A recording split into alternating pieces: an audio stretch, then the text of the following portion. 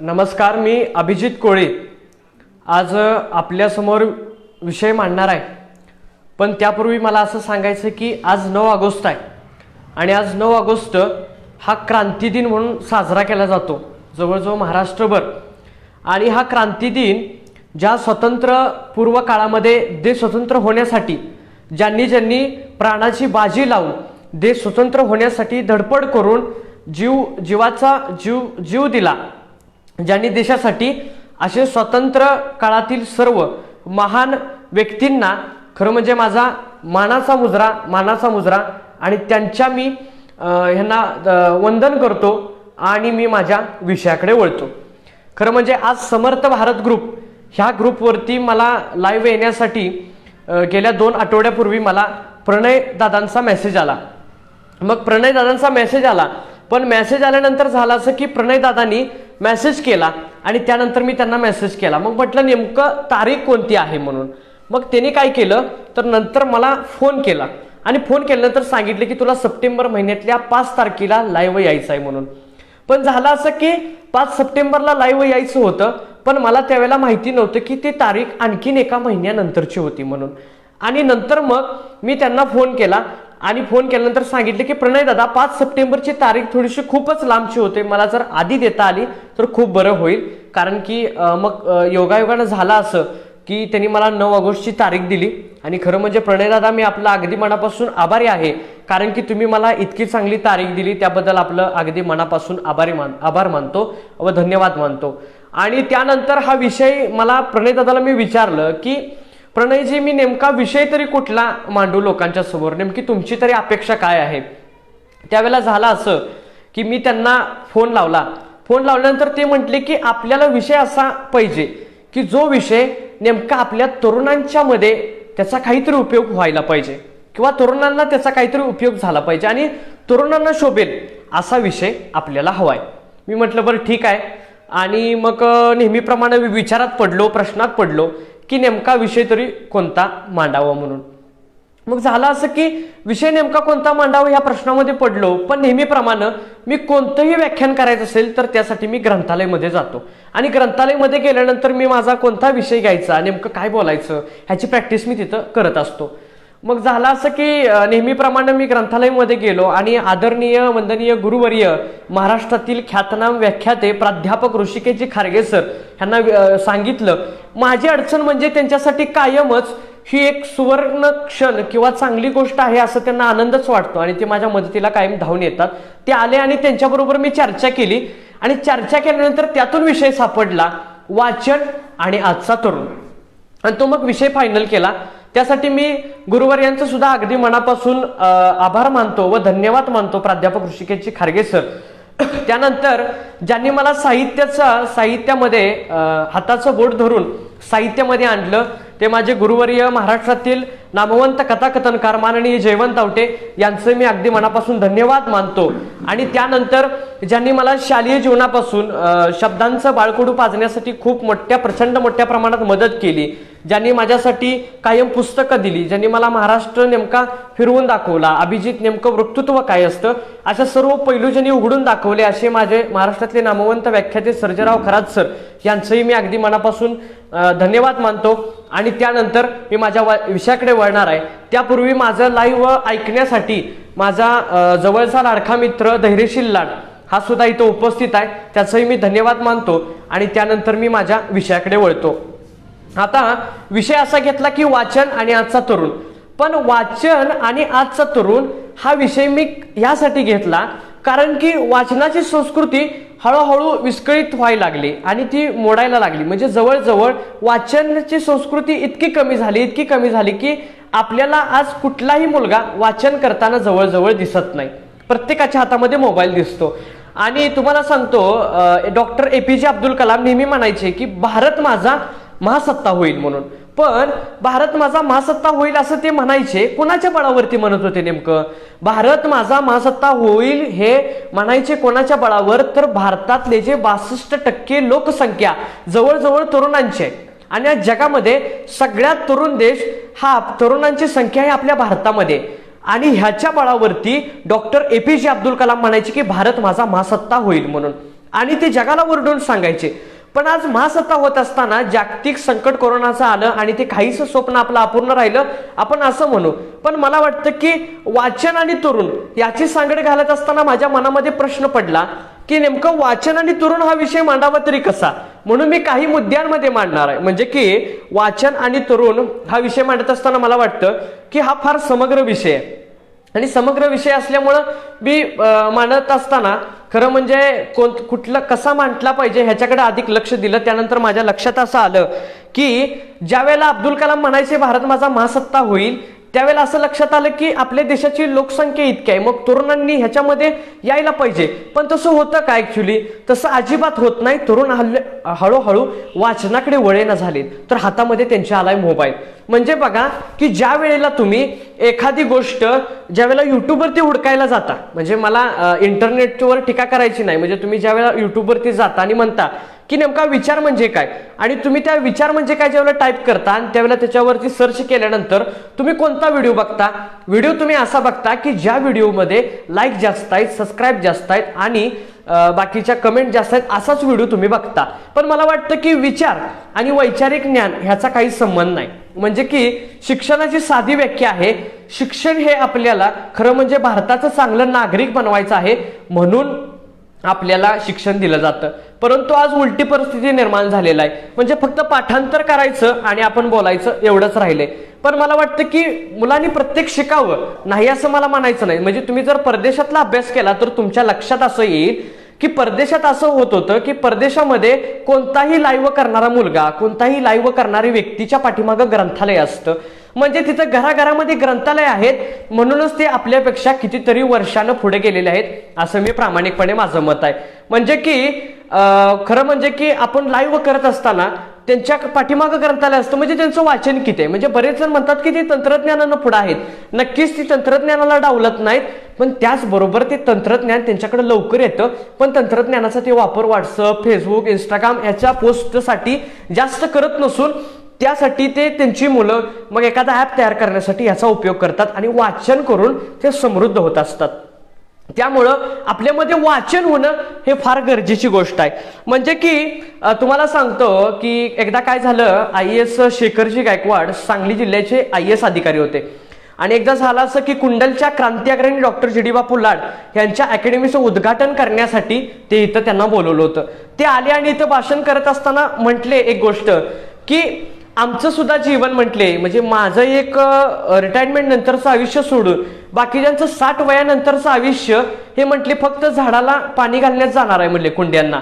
मग त्यावेळेला असं ते म्हटले का, नेमकं का असं. मग मनामध्ये प्रश्न पडला. त्यावेळेला त्यांनी असं सांगितलं त्याच्यावरती उत्तर की बाबा वाचनाची जोड नाही, एका चौकटीत अभ्यास करणारी काही मंडळी आहेत. म्हणजे की जसं की बाबा मी 6वीला होतो, मग घरातली सांगतात की नाही आपल्याला बाबा तुला 10वीला अशी मार्क पाडायचे आहे, 10वी झाल्यानंतर 12वीला हे करायचं आहे, मग तुला स्पर्धा परीक्षा करायची आहे आणि स्पर्धा परीक्षा केल्यानंतर मग तुला IAS व्हायचं आहे, बाकीच्या गोष्टी व्हायच्या आहेत. मग यांचं होतं काहीतरी एक चौकटीत आयुष्य होतं. मग सामाजिक ह्यांना जगता येत नाही आणि मग शेखर गायकवाडांच्या सारखी माणसं तयार होत नाही. त्याचं कारण काय, तर वाचन कमी पडतं आपल्यामध्ये. मग शेखर गायकवाडांसारखी माणसं 60 वयानंतर समाजकार्य करतील, पण बाकीची माणसं खुर्चीला भेटतात. कारण की तुम्ही कधी पण बघा समाजामध्ये एखादा शिक्षक, प्राध्यापक ह्यांची तुम्ही कधी तर जवळून अवस्था बघा, त्यांचंच कशाला तर बाकीच्या बाकीच्या वर्गाचं सुद्धा जर तुम्ही अवस्था बघितली तर तुमच्या लक्षात येईल. रिटायरमेंट जवळ आली की त्यांना भीती वाटते, कारण की ती खुर्ची आपल्यापासून जाणार आहे. पण मला एक असं म्हणायचं आहे, खुर्ची जरी आपल्यापासून गेली तरी आपल्याला आपण विचाराने इतकं समृद्ध असलो पाहिजे की आपल्याला काहीतरी ध्येय पाहिजे, आपल्याला काहीतरी विचार पाहिजे, आपल्याला काहीतरी विचाराचं एक अधिष्ठान पाहिजे, जेणेकरून आपण येणाऱ्या काळामध्ये त्याला तोंड देऊ शकेल. आणि मग हे जोपर्यंत समाजामध्ये घडत नाही, का घडत नाही नेमकं ह्याचा जर विचार केला तर तुमच्या लक्षात येईल हे वाचन कमी पडतंय कुठंतरी. आणि त्या वाचनाचा अभाव म्हणूनच अनेक अधिकारी नुसते होतात पण IAS शेखर गायकवाडांच्या सारखं नाव करत नाहीत. किंवा आपले आता कसं होतं माहितीये का की फक्त साहित्य आणि वाचन किंवा वाचन फक्त वक्त्यांनीच करावं असा काही भाग नाही. म्हणजे वाचन करण्यासाठी कोणीही करू शकतो, कारण की संवाद कौशल्य, संवाद ही एक गोष्ट आपल्याला जर माहिती करून घ्यायची असेल, संवाद कसा साधायचा असेल आणि संवादाबरोबर त्याच्यामध्ये काहीतरी गुणवत्ता यायचं असेल तर त्यासाठी वाचन गरजेचं आहे. आणि ते म्हणून मी विषय घेतला की वाचन आणि आजचा तरुण. कारण की आता तुम्ही म्हणणार वाचन आणि आजचा तरुण हाच विषय का घेतला, तर कोणताही बदल जगामध्ये घडत असताना तो बदल घडतो तो तरुणांच्या मध्ये बदल घडतो आणि तरुणच नंतर बदल घडवत असतात आणि तरुणांना सांगितल्यानंतरच तिथून पुढे बदल घडणार आहे. म्हणूनच वाचन आणि आजचा तरुण हा विषय घेतलेला आहे खरं म्हणजे. आणि मग मला म्हणायचं आहे, मग IPS विश्वास नांगरे पाटलांचं नाव का आपल्या समोर येतं, नेमकं त्यांचंच का नाव समोर येतं. म्हणजे लहान मुलांना जरी विचारलं IPS म्हणजे काय तर ते नाव सांगतात त्यांचं, कारण त्यांच्याकडे वक्तृत्व आहे. त्यांनी वक्तृत्वाच्या बळावरती लोक आपल्याकडे खेचली. म्हणजे कोणताही डिपार्टमेंट असू दे, कोणतंही क्षेत्र असू दे, त्या क्षेत्रामध्ये आपल्याला काम करत असताना आपल्याला वाचन ही गोष्ट खूप महत्वाची आहे. कारण की वाचन हे आपल्याला समृद्ध करत असतं नेहमी.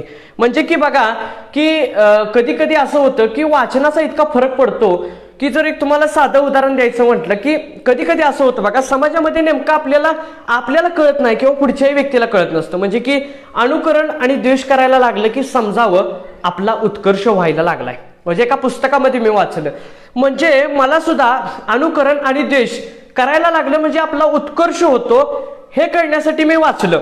आणि मग हे वाचल्यानंतर माझ्या लक्षात आलं की हे कळण्यासाठी आपल्याला वाचन करायला पाहिजे.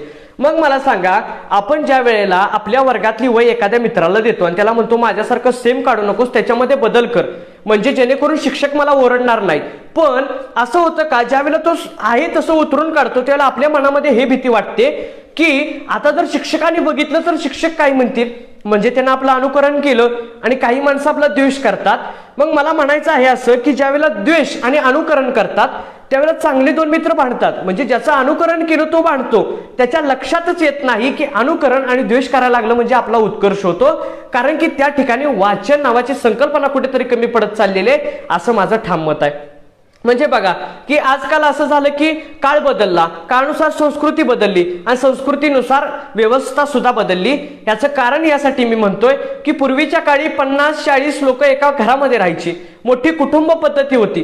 पण त्या कुटुंब पद्धतीमध्ये असताना त्या कुटुंब पद्धतीमध्ये एक गोष्ट व्हायची की तिथं संस्काराला वाव असायचा. पूर्वीचे लोक खूप वाचन करायची. म्हणजे फक्त साहित्य वाचलं असं नाही, तर पूर्वीच्या काळी तुकाराम गाथा वाचली जायची, ज्ञानेश्वरी वाचली जायची, भागवत वाचला जायचा. म्हणजे अनेक घरामध्ये वाचन सुरू असायचं आणि घरामध्ये वाचन सुरू असल्यामुळे मुलांच्या वरती संस्कार व्हायचे. म्हणजे की पूर्वीचे लोक म्हणायची की बाबांनो आज माझी आजी कथा सांगायची, मग मला गोष्टी सांगायची, मग त्यातून मी घडलो, इन्स्पिरेशन झालो. हे आपल्याला तर सांगायला कोण नाहीच ना. म्हणजे की आपण फक्त काय करतो तर घरामध्ये सेपरेट खोलीमध्ये बसतो, खोलीमध्ये बसल्यानंतर आपण एका खोलीत बसतो आणि मग आपल्याला नैराश्य येतं. मग आपण त्यावेळेला करायला काय पाहिजे तर आपण वाचन केलं पाहिजे. मग बरेच जणांना असा प्रश्न पडला असेल की ऐकत असताना वाचन म्हणजे तरी काय करायचं, मग वाचन कधी केलं पाहिजे. माझं असं एक वैयक्तिक ठाम मत आहे ही वाचन करण्यासाठी वेळ तुम्हाला मिळू शकतो. म्हणजे की पूर्वीपासून एक लोक आपल्या इथं बोललं जातात की ज्याला आवड आहे त्याला सवड नक्कीच होते. त्यामुळे आपण थोडंसं वाचनाकडे लक्ष केंद्रित केलं पाहिजे. आपण काय होतं सकाळी लवकर उठतो, म्हणजे 10वीच्या पोराची जर अवस्था बघितली 10 वाजता सकाळी लवकर उठतो, सकाळी 6 वाजता लवकर उठतो, 6 ते 7 एक क्लास करतो, त्यानंतर क्लास, त्यानंतर सकाळी शाळेतला क्लास, परत शाळा नंतर क्लास, त्यानंतर अभ्यास. पण मला वाटतं त्याला ज्या वेळेला काय मोकळा वेळ मिळतो त्याला तो वेळ हा 2च गोष्टीमध्ये घालवत असतो, एक म्हणजे फोनमध्ये आणि दुसरा टीव्ही मध्ये. मग मला सांगा फोन आणि टीव्ही मधून तुम्हाला नेमकं मिळालं तरी काय. म्हणजे की मला असं वाटतं की एखादा पिक्चर तुम्ही सांगत असता पण त्याच्यातून तुम्हाला किंमत नाही मिळत. म्हणजे की तुम्ही पिक्चरची स्टोरी सांगायला लागला, मला असं म्हणायचं नाही सर्वोत्तम पिक्चर आपण बघायलाच पाहिजे. म्हणजे की इंद्रजित देशमुख खूप छान एका ठिकाणी सांगतात की टीव्ही म्हणजे ताबडतोब वाटोळं, असं त्यांचं एका वाक्यात हे होतं. मग मला सांगा टीव्हीनं जर आपलं ताबडतोब वाटोळं होणार असलं तर आपण पुस्तकाच्या का संगतीत राहू नये, पुस्तकाचं आपल्याला का वाचन करायला नको, पुस्तकाचं आपण वाचन केलं पाहिजे. आणि मग मला सांगा एखाद्या क्षेत्रामध्ये आपल्याला करिअर करायचं असतं, म्हणजे ॲग्रीचं क्षेत्र असू दे, मग त्यानंतर वक्तृत्व असू दे, साहित्य, कला, नाटक या सर्व क्षेत्रामध्ये आपल्याला करिअर करत असताना ह्या क्षेत्रामध्ये आपल्याला वाचन नावाची गोष्ट खूप महत्वाची आहे. म्हणजे की बरेच जण म्हणतात की मी जग जिंकायला निघालोय, पण जग जिंकायला निघालेला असताना नेपोलियन सुद्धा जग जिंकायला गेल्यानंतर हरला, हे तुम्हा आम्हाला माहिती असू दे. मग तुम्हा आम्हाला हा इतिहास माहिती आहे, पण आपण त्याचं वाचलं का. कारण की आपण प्रत्येक वेळेला आपल्यातले अनुभवच घेऊ शकतो असं नाही, तर त्यासाठी आपल्याला वाचन करणं खूप गरजेचं आहे. कारण की कुठलाच माणूस परिपक्व नसतो, कुठलाच माणूस हा पूर्णतः त्याला ज्ञान असतं असं नाही. म्हणजे की प्रत्येकाचं ज्ञान वेगळं राहतं, प्रत्येकाचा अनुभव वेगळा राहतो आणि दुसऱ्याच्या अनुभवातून शिकायचं असेल तर त्यासाठी आपल्याला वाचन करणं ही खूप गोष्ट महत्वाची आहे. म्हणजे बघा की काय होतं, मला बारकं एखादं साधं उदाहरण देतो, म्हणजे वाचनाचा किती मोठा फरक पडतो बघा. की एखाद्याला विचारधारा नसते, म्हणजे की मला म्हणायचं असं आहे की विचारधारा नसल्यानंतर काय होतं, दुसऱ्याचे विचार आपल्यावरती अधिराज्य गाजवतात.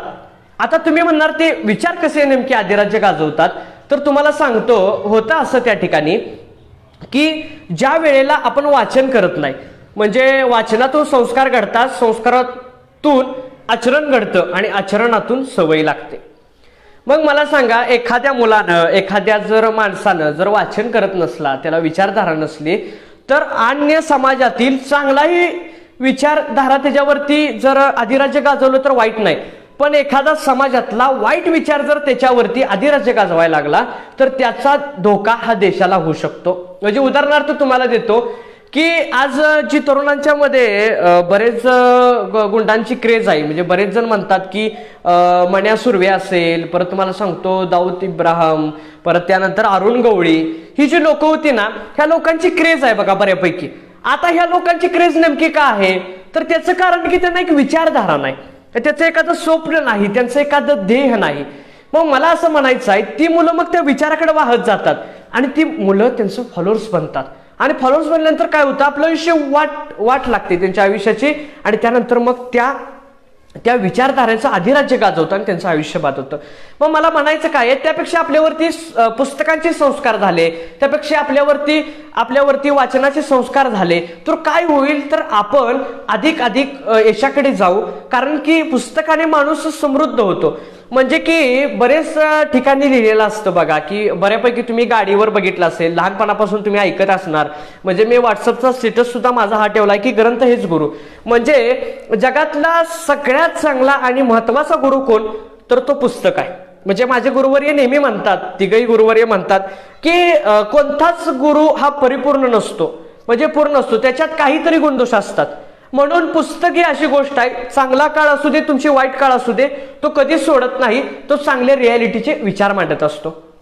म्हणजे की व्हॉट्सअपवरती तुम्हाला एखाद्या प्रश्नाचं उत्तर येत असतं, म्हणजे त्यावेळेला म्हणजे बघा वर्तमानपत्र आणि सोशल मीडिया याच्यामध्ये फरक किती आहे बघा. म्हणजे की कोरोनावरची लस येणार म्हणून कितीतरी वेळा टीव्हीनं मीडियानं दंगा घातला, त्यामुळे लोकांचं काय झालं, लक्ष विचलित झालं आणि लक्ष विचलित झाल्यामुळे लोकांना एक इन्फॉर्मेशन चुकीची मिळाली. मला सांगा, ज्या वेळेला लोकसत्ता असेल, पुढारी असेल, आपला सकाळ, लोकमत, तरुण भारत यासारखे वृत्तपत्र ज्यावेळेला लसीची बातम्या छापतात, ज्यावेळेला कोणतीही बातमी वृत्तपत्रामध्ये येते त्यावेळेला ती बातमी ही खरी ठरली जाते. ह्याचं कारण असं, कारण की लिखाण करत असताना कोणत्याही लेखकाला ती गोष्ट लिहित असताना 10 वेळेला जाणीवपूर्वक विचार करायला लागतो. त्याचं कारण असं की ती गोष्ट आपल्याला अधोरेखित होणार असते आणि ती समाजामध्ये कित्येक काळ ती लोक वाचणार असतात, त्यामुळे ती गोष्ट अधिकृत राहते. मग मला सांगा, तुम्ही आणि आम्ही वाचन किती पेलं पाहिजे हे तुमच्या माझ्या आता तुम्हाला सांगण्यावरून लक्षात आलंच असेल. म्हणजे की असं होतं बरेच वेळेला की सोशल मीडियामध्ये मुलं इतके वाहत जातात की नेमकं कुठलाही एखादी वेबसाईट उघडायला गेल्यानंतर त्यांना नको त्या तऱ्हेचे काहीतरी वेगळं दिसतं आणि त्याच्यामध्ये मग ती मुलं वाहत जातात. म्हणजे की तरुण मुलांनी आता काय करायला पाहिजे, मग तरुण मुलांनी नेमकं काय करायला पाहिजे मला सांगा. आज समर्थ भारत ग्रुप आहे, म्हणजे त्या ग्रुपवरती मी लाईव्ह आलोय, इथं बरेचसेच ग्रुपचे लोक आता ऐकतायत इथं. मला सांगा, आज माझ्या व्हॉट्सअपला जवळजवळ 150 ते 200 ग्रुप ऍड आहेत. मग हे ग्रुप ऍड असताना ह्या ग्रुपमध्ये काय होतं, गुड नाईट, गुड मॉर्निंग आणि गुड आफ्टरनून ह्याच्या पलीकडे मेसेज नसतात. मला म्हणायचं आहे नेमकं तुम्ही काय पाठवता, मग एखाद्या सणाचं घ्यायचं, ह्याचं एडिट करायचं, त्याला पाठवायचं, ह्याच्यावरती विचार काय होतो का. पण समर्थ भारत हा ग्रुप प्रणय दादांनी ज्या वेळेला स्थापन केला त्याला प्रत्येकाला विचारधारेची लोक सुद्धा भेटली. म्हणजे की बाबांनो, समर्थ भारत ग्रुपमध्ये जे आज काय धैर्यशील असेल, अथर्व असेल किंवा आपला सर्वज्ञ, ह्या बाकीची जी मुलं आहेत ते खूप चांगल्या पद्धतीने चर्चा करत असतात. म्हणजे मुलींच्यामध्ये सुकन्या असतील किंवा बाकीच्या मुली इतक्या चांगल्या बोलतायत. कशामुळे बोलतायत नेमक्या, तर त्याचं कारण त्यांना एक विचार आहे, त्यांना एक आचार आहे आणि त्यांचे संस्कार झालेले आहेत वाचनाचे, आणि मग ते काहीतरी सारखं समाजाविषयी मांडत असतात आणि त्यामुळे मग त्यांचं एक ट्रॅक ठरलेला आहे, त्यांचं एक निविजन आहे, त्यांना एक ध्येय आहे. आणि मग असा ग्रुप ज्या वेळेला कधी स्थापन होणार, तर असा ग्रुप फक्त प्रत्येक ठिकाणी स्थापन झाला पाहिजे. नुसता समर्थ भारत ग्रुपने स्थापन करण्यात उपयोग नाही, तर गावागावामध्ये स्थापन झाला पाहिजे. म्हणजे की जसं मगाशी मी तुम्हाला सांगितलं की परदेशामध्ये घराघरात ग्रंथालय आहेत. आज मला तुम्ही एक सांगा की आपल्या गावामध्ये बघा, आपापल्या गावामध्ये जर प्रत्येकाने विचार केला तर आपल्या घरामध्ये किती ग्रंथालय आहेत, आपल्या गावामध्ये किती ग्रंथालय आहेत मला सांगा. आणि जरी ग्रंथालय असेल तरी आपण वाचन किती करतोय, हा सुद्धा सगळ्यात महत्वाचा भाग राहतोय. आता तुम्हाला सांगतो की चांगल्या प्रकारची माणसं घडायची असतील तर त्यासाठी वाचन पाहिजे. मी तुम्हाला मागाच्यापासून सांगितलं, पण मी माझ्या जवळचा एक अनुभव बघितला की ज्या वेळेला माणसं विचारानं समृद्ध असतात त्यावेळेला समाजासाठी काहीतरी करण्याचा प्रयत्न करतात. म्हणजे उदाहरणार्थ एक माणुसकी फाउंडेशन नावाचा ग्रुप आहे. त्या माणुसकी फाउंडेशन नावाच्या ग्रुपमध्ये विवेक टकले असेल, मोसिम जमादार, पवन तिटंबे असतील, ही मुलं तरुणांची फळी आज ह्याच्यामध्ये आली आणि ते झाडांसाठी प्रचंड मोठ्या प्रमाणात प्रयत्न करतायत. म्हणजे की बाबा मुलांना शिकण्यासाठी काहीतरी केलं पाहिजे. मग त्यांना मी एकदा प्रश्न विचारला की तुम्हाला हे असं नेमकं का वाटलं, तर ते म्हणजे वाचनातून आम्हाला बरेच वेळेच्या लक्षात आलं की वाचन केल्यानंतर समाजाची काय अवस्था आहे. आणि त्या मुलांना मग आज ज्या वयात मुलांनी मस्ती करावी, उन्हाळपणा करावा, दंगा करावा, त्या वयात त्या मुलांनी समाजकार्य करायला सुरुवात केलं. मग हे कशामुळे आलं असेल, म्हणजे की हा एक वाचनाचा फरक झाला. दुसरा एक आपल्यामध्ये बदल कसा होतो बघा, वैयक्तिक माझ्यामध्ये बदल एक झाला होता असा की वाचनाचा. एकदा झाला असं की लहानपणी मला 8वी 9वीला असं वाटायचं की मी सायकल घेतली रेंजर, तर त्यानं गेअरची घेतली, माझ्याकडे गेअरची सायकल असावी. त्यानं हा शर्ट घेतला, माझ्याकडे तो शर्ट असायला पाहिजे होता. माझ्याही घरात मोठी 4 व्हीलर गाडी पाहिजे होती, माझ्या बाबांच्याकडे पण हे पाहिजे होतं. म्हणजे असं मला वाटत राहिलं. मग वाटत राहिलं असताना एकदा मी ग्रंथालयामधून पुस्तक नेलं, शंकरराव खरातांचं तराळांतरा. त्याच्यातली गोष्ट आहे ही. तर गोष्ट अशी आहे, तुम्हाला सांगतो की एकदा काय झालं, त्याच्यामध्ये शंकरराव खरात नावाचं पात्र आहे, म्हणजे त्यांच्यावरती आत्मचरित्र होतं.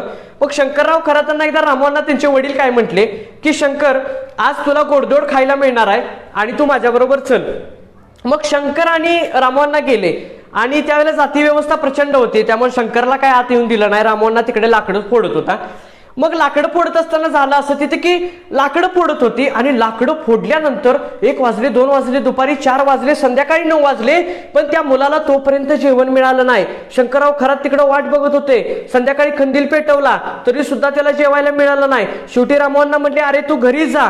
मग झालं असं, घरी जा म्हटल्यानंतर सगळ्यांनी ती रामोअण्णांनी वाईट वाटलं आणि शंकरराव खरात झोपले आणि त्यांना खांद्यावरती घेऊन घरी गेले. आणि सकाळी उठले, अरे शंकर उठ लाडू खायला. त्यावेळेला आईकडे बघितलं तर लक्षात आलं त्यांच्या की एका पत्रावळीमध्ये आई लाडू काढत होती, एका पत्रावळीमध्ये आई पोळी काढत होती, एका पत्रावळीमध्ये भात काढत होती. त्यावेळेस शंकरराव खरातांच्या डोळ्यामध्ये पाणी आलं आणि त्यांना असं वाटलं की किती आपल्यावरती संकट आहे. म्हणून त्यांनी चांगलं शिक्षण घेतलं आणि एका विद्यापीठाचे कुलगुरू झाले आणि समाजामध्ये आपलं चांगलं नाव लौकिक त्यांनी प्राप्त केला.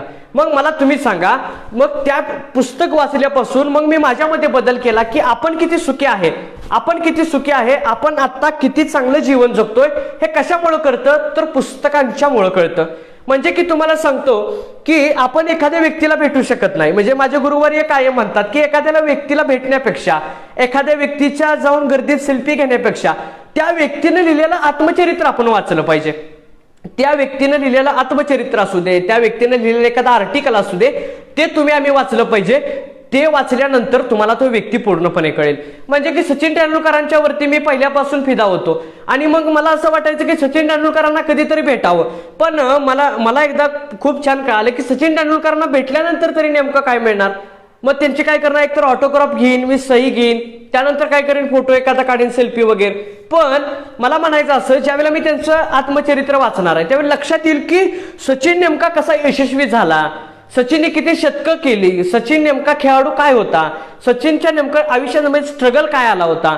हे तुम्हाला मला कधी कळणार ह्याच वेळेला, त्यावेळेला तुम्ही त्याचं आत्मचरित्र वाचणार आहे, वाचन करणार आहे त्यावेळेला.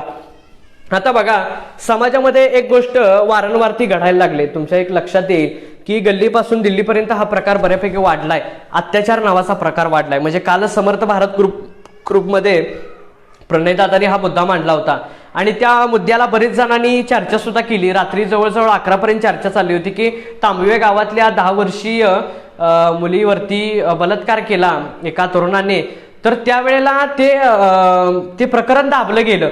मग मला म्हणायचं असं की हा तरुण नेमकं भरकटायला लागलाय कुठं, मग तरुण हा नेमका भरकटतोय कुठं, मग तरुणांच्या वरती संस्कार कमी झालेत हे नक्कीच खरंय, त्याशिवाय असले बेकार राक्षसी प्रकार घडणार नाहीत.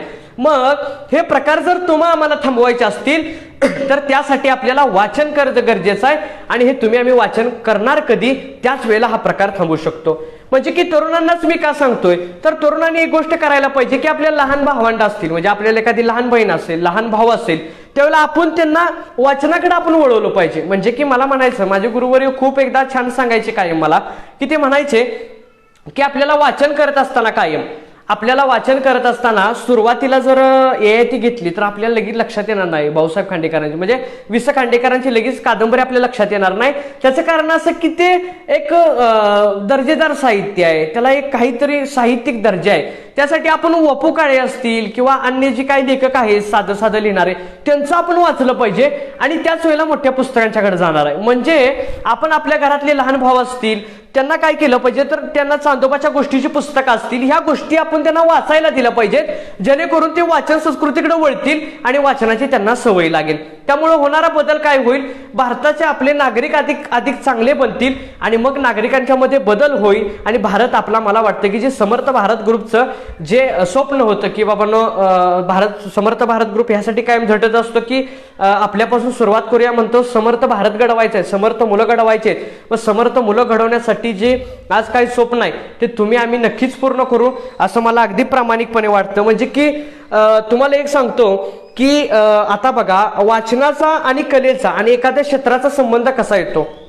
म्हणजे की उदाहरणार्थ एखाद्याला नाटक क्षेत्रात करिअर करायचं आहे, मग नाटक क्षेत्रात त्याला जर करिअर करायचं असेल, पण नाटक क्षेत्रात त्याला करिअर करायचं आहे म्हणून तो नाटकाचा रियाज करू लागला, पण त्यासाठी त्याला नाटक क्षेत्रात करिअर करायचं असताना त्यानं डॉक्टर काशीनाथ घाणेकरांच्या सारखी माणसं वाचली पाहिजेत. म्हणजे त्यामध्ये प्रभाकर पणशीकर आहेत. आता हे लोक का वाचली पाहिजेत, तर डॉक्टर काशीनाथ घाणेकरांचं सांगतो तुम्हाला. एकदा माझ्या वाचनात असं आलं की डॉक्टर काशीनाथ घाणेकर हे आपल्या रंगभूमीवरले पहिल्यांदा शिट्टी आणि टाळी जर कोणासाठी वाजली असेल तर ते डॉक्टर काशीनाथ घाणेकर यांच्यासाठी वाजली. आणि ते डॉक्टर काशीनाथ घाणेकर हे इतके कलेनं समृद्ध झाले की त्यांच्या वाट्याला रायगडाला जेव्हा जाग येते, अश्रूंची झाली फुलं रेकॉर्ड ऑफ ब्रेक नाटक झालं. मग ह्या लोकांचा इतिहास ह्याच्यामध्ये येणाऱ्या लोकांनी वाचायला पाहिजे.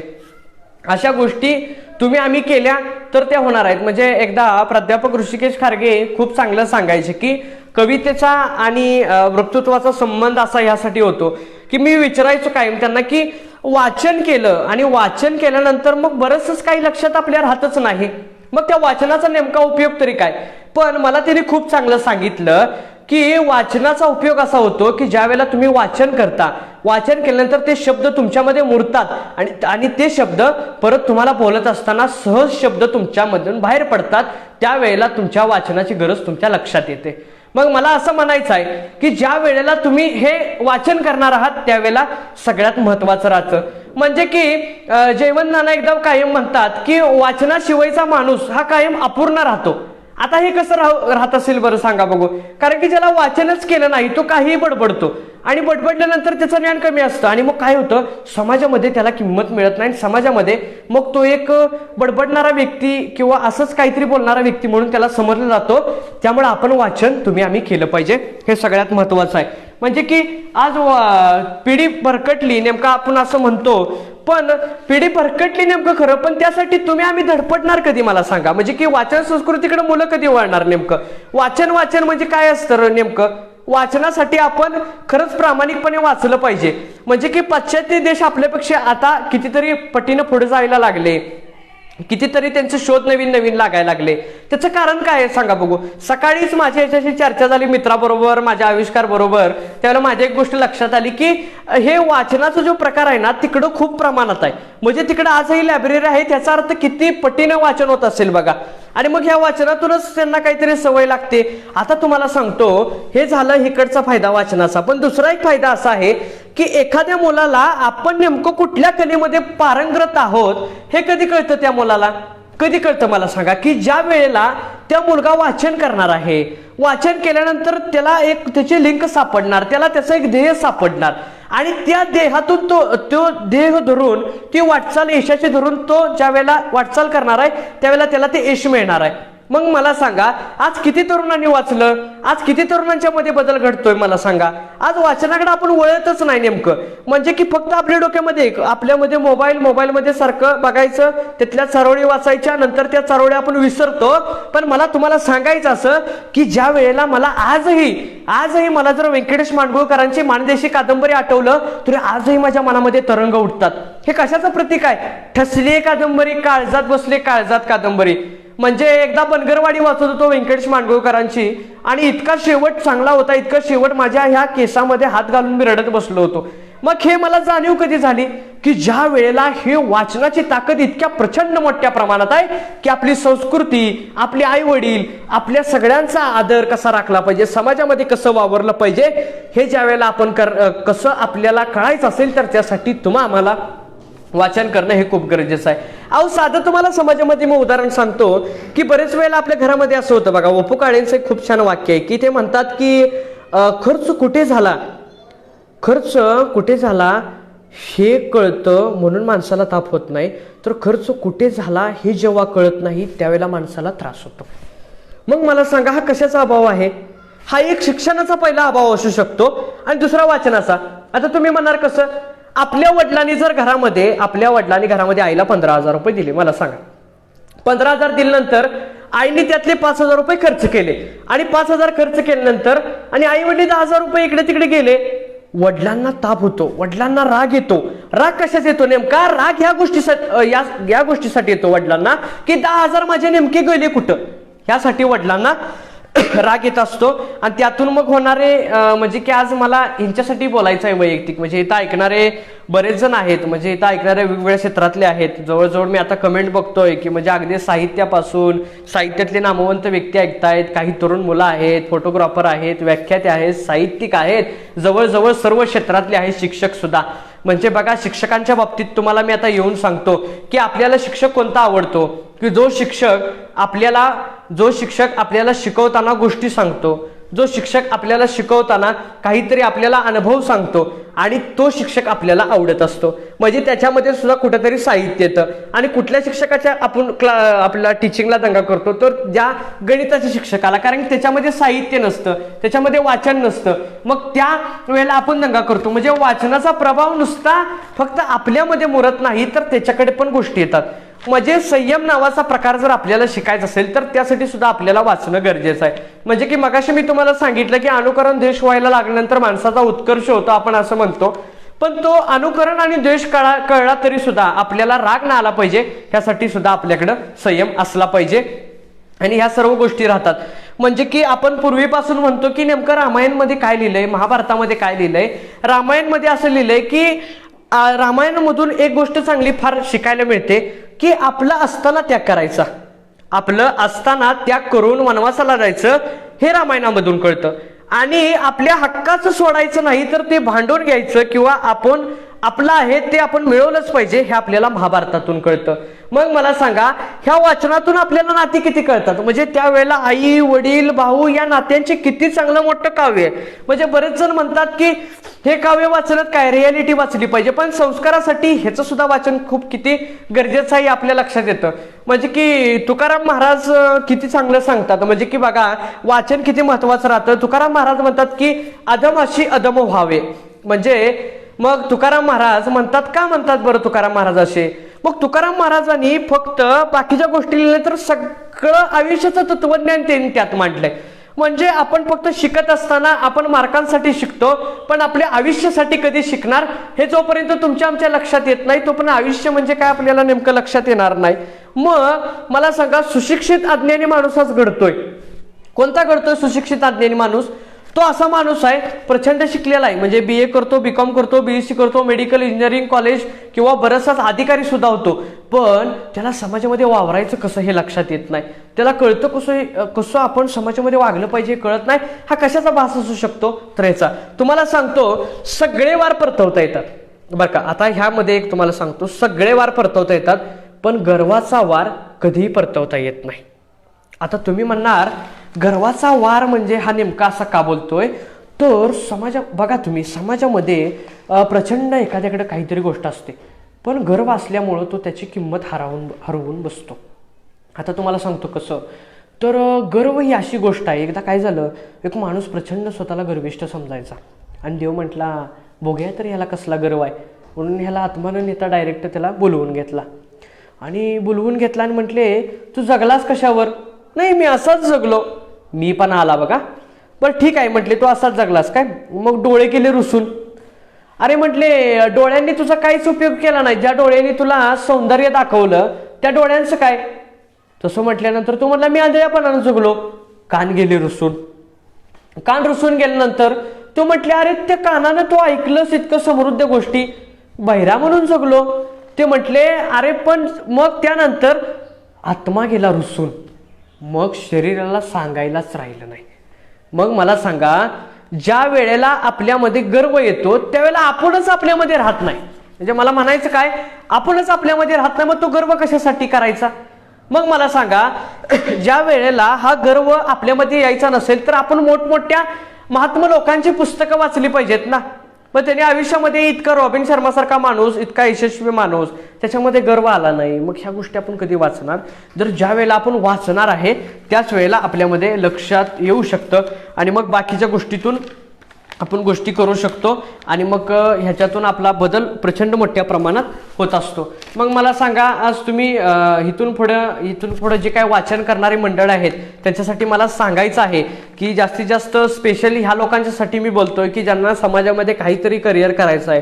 समाजामध्ये तुम्हाला सांगतो, उदाहरणार्थ एखाद्याला वक्ता व्हायचा आहे, एखाद्याला व्याख्याते व्हायचं आहे, साहित्यिक व्हायचं आहे, कवी व्हायचं आहे, त्याच्यासाठी मी सांगणार आहे तुम्हाला, त्याला वाचन नावाची गोष्ट खूप महत्त्वाची आहे. कारण की बघा, बरेचसेच आपल्याला तरुण येतात आणि तरुण आल्यानंतर ते पाठांतर करतात आणि पाठांतर करून बोलल्यानंतर ते 8 मिनिटापर्यंत जास्तीत जास्त जातात. म्हणजे बरेचसे तरुण येणारे मुलं असे म्हणतात की बापरे, हे तर व्याख्यातेच असतात, बरं कसे काय बोलतात. म्हणजे की बाबांनो, आज बघायला गेलं तर महाराष्ट्रातले व्याख्याते, कथाकथनकार आता माझ्याजवळ गुरुवर्य म्हणून मला लाभलेले आहेत. मी त्यांचं बघतो की प्राध्यापक ऋषिकेश खारगे सर असतील, कथाकथनकार माननीय जयवंत आवटे असतील, मग इंद्रजित देशमुख, नितीन भानोडे पाटलांचं मी बरेच वेळेला ऐकलं. त्याला माझ्या एक गोष्ट लक्षात आली. ती गोष्ट म्हणजे त्यांनी प्रचंड वाचन केलेलं आहे आणि त्या वाचनाचा अभाव त्यांच्यामध्ये कुठेही जाणवत नाही. तर ते वाचन केल्यामुळं इतक्या चांगल्या चपकल त्यांचे शब्द बसतात. त्यामुळे येणाऱ्या तरुण मुलांनी नक्कीच त्याचं वाचन केलं पाहिजे.